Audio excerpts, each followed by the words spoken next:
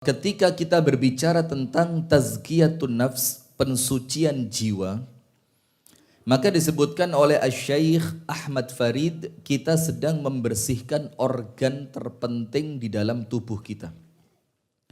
Yang apabila organ yang kita bersihkan itu sukses dan berhasil, maka semuanya akan baik. Matanya baik, telinganya baik, lisannya baik, fikirannya baik, tangannya baik, semuanya menjadi baik. Termasuk kebaikan itu akan menular pada orang di sekitar. Kebaikannya akan apa? Menular. Sampai-sampai kebaikan orang yang soleh itu disebutkan oleh Al-Imam At-Tirmidzi, kalau kalian bisa milih tempat meninggal dunia bakal dikubur di mana, maka pilihlah dikubur bersama orang-orang soleh. Apa artinya? Artinya kebaikan mereka itu menular ketika mereka hidup, bahkan ketika mereka meninggal dunia, orang-orang yang dimakamkan di sekitarannya itu pun bisa mendapatkan kebaikannya. Nah, maka yang paling kita perhatikan di sini adalah memperbaiki jiwa atau tazkiyatun nafs atau tathhirul qalb, mensucikan hati. Yang pertama diawali dengan keikhlasan. Ini poin paling penting. Ibu-ibu pernah kecewa enggak? Angkat tangan yang enggak pernah kecewa. Enggak ada kan? Yo, enggak masuk akal. Normalnya manusia pasti kecewa. Bapak-bapak yang di bawah pernah kecewa kepada istri? Kita tanya ibu-ibu. Ibu-ibu yang di atas pernah kecewa sama suami? Yang salah bukan yang mengecewakan tapi yang kecewa. Sekarang tulis, ada 3 sebab terbesar orang itu gampang kecewa. Ini pelengkap pada materi ikhlas. Pelengkap materi apa? Ikhlas. Ada 3 sebab utama orang itu gampang merasa apa? Kecewa. Nomor 1. Orang itu kecewa ketika dia berharap kepada manusia. Orang itu kecewa ketika dia berharap kepada manusia. Ketika Anda berharap kepada manusia, dalam keadaan Anda ngerti manusia itu terbatas, maka tentu apa yang akan dia balaskan atas kebaikan yang Anda lakukan mesti juga terbatas. Nah, maka dalam keadaan Anda berharap kebaikannya akan Anda terima lebih, sementara yang dia kasih terbatas, itulah sebab orang menjadi kecewa. Nomor 1, karena dia berharapnya bukan kepada Allah tapi kepada manusia. Coba berharapnya kepada Allah, tidak akan pernah kecewa. Baik sama suami, baik kepada istri, merawat anak, menjaga rumah tangga dengan baik. Kalau berharapnya kepada Allah, tidak mungkin Anda kecewa. Nomor 2, kenapa orang itu kecewa? Karena dia lupa ada kehidupan setelah kematian. Dia lupa ada kehidupan setelah kematian. Seakan-akan oleh dia yang difikir itu cuma bales di dunia. Seneng di dunia. Bahagia di dunia. Bisa memuaskan hawa nafsu di dunia. Sehingga ketika apa yang dia harapkan di dunia yang sempit ini tidak dia dapatkan, dia tidak mikir bahwa nanti ada akhirat, maka dia akan kecewa. Coba orang yang beriman, dia sholat. Salah satu keutamaan sholat itu kan melancarkan rezeki. Ternyata semakin dia sholat, Allah menguji dia dengan rezekinya tidak kunjung lancar. Dia tidak akan kecewa. Kenapa? Karena dia masih yakin hidup bukan cuma di dunia. Tapi nanti ganjaranku Allah akan lengkapi di mana? Di akhirat. Nah, itulah kenapa Allah katakan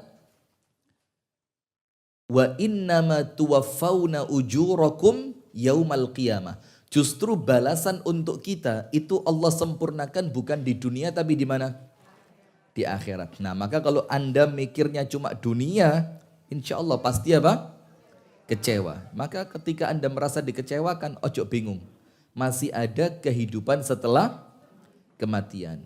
Nomor 3, kenapa orang itu merasa kecewa? Ini yang paling berat. Tulis. Yang di belakang tulis. Mana yang di belakang? Ini yang paling berat. Dan Anda ngaku ndak ngaku Anda akan jerone hati iyo. Mas yo panjenengan ndak pakai ndingkluk tapi jerone hati saya yakin encene. Betul. Exactly. Ngerti exactly. Susah. Apa yang nomor 3? Karena Anda merasa berjasa. Orang itu ketika dia merasa berjasa, ternyata kemudian jasa yang dia berikan kepada orang lain tidak berbalas kebaikan. Kecewa apa enggak? Kecewa.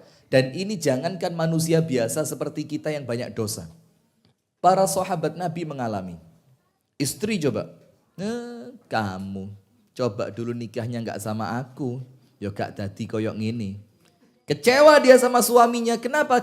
Karena dia merasa kehebatan suami, kesuksesan suami, jasanya siapa? Kecewa apa enggak? Atau sebaliknya juga begitu. Seorang suami ketika merasa kecewa kepada istrinya. Kamu coba enggak nikah sama aku. Sekarang masih di kolong jembatan kamu. Coba.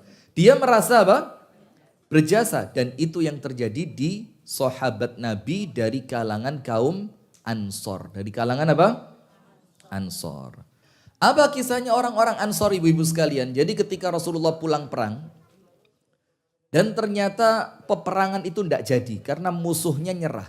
Maka harta rampasan perang begitu melimpah. Wes luar biasa melimpahnya. Ternyata harta rampasan perang itu oleh Nabi Muhammad tidak dibagikan kepada orang Ansor.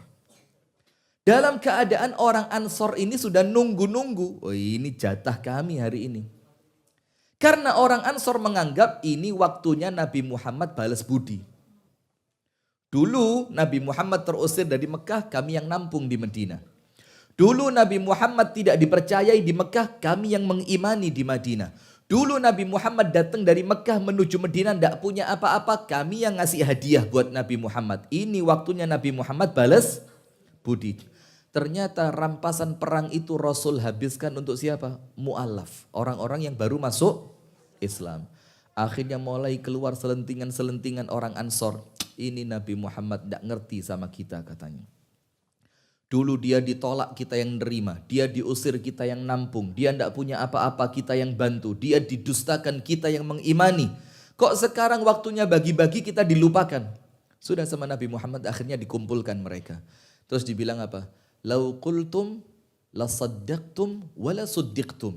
Kalau kalian ngomong begitu, kalian terang-terangan ngomong itu di depan saya, maka saya akan benarkan omongan kalian. Karena kalian yang nolong saya, kalian yang nampung saya, kalian yang mengimani saya.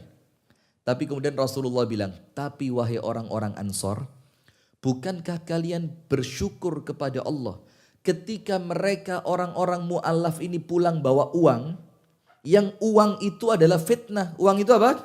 Fitnah. Sementara kalian pulang bawa Nabi Muhammad. Nah maka kenapa sekarang orang-orang Ansor itu mereka merasa kecewa dengan Nabi Muhammad? Karena mereka merasa berjasa. Nah itulah bu, orang yang merasa berjasa coret ikhlasnya. Tidak ada ikhlas. Maka orang itu kalau kepingin dia ikhlasnya tulus, jangan pernah merasa berjasa dengan siapapun. Anda sama suami, ya sudah memang tugas saya. Suami kepada istri, ya sudah memang kewajiban saya. Orang tua kepada anak, kamu ndak ngerti waktu kecil saya suapin. Lu anakmu ndak minta dilahirkan kok. Iya kan? Kamu yang pengen punya anak, lah kok sekarang anaknya lahir, anak dibilang utang budi. Ndak ada utang budinya anak sama orang tua. Kalau mau dari sisi orang tua loh ya. Dia ndak minta dilahirkan bu. Siapa yang kepingin punya anak dulu? Hah? Nikah 4 tahun tidak punya anak, bingung, datang ke dokter, bayi tabung, segala macam. Anaknya lahir, besar-besar dimarahin. Tidak tahu diri kamu ya. Anaknya bilang, kamu yang tidak tahu diri. Lah aku biar gak gelem metu sampein ikhtiar no metu kok. Nah maka itulah ibu-ibu sekalian yang dirahmati oleh Allah dan pemirsa Madani TV dimanapun Anda berada, tambahan pada bab ikhlas.